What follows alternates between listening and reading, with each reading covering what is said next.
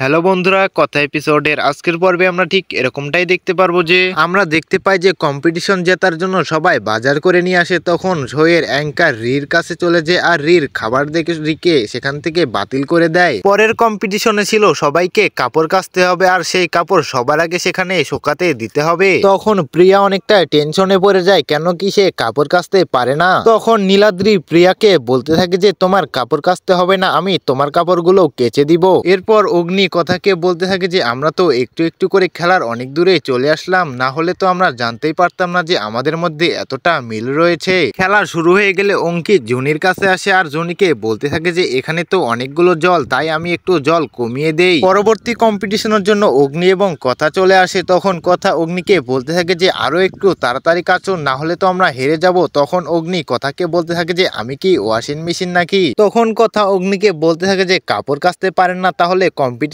কেন অংশগ্রহণ করেছেন, আপনি সরে যান, কাপড় সমস্তগুলো আমি একাই কাচবো। বন্ধুরা, ভিডিওটি ভালো হলে অবশ্যই একটা লাইক করে দিবেন আর পরবর্তী পার্টগুলো দেখার জন্য অবশ্যই আমাদের চ্যানেলটিকে সাবস্ক্রাইব করে রাখবেন। ধন্যবাদ।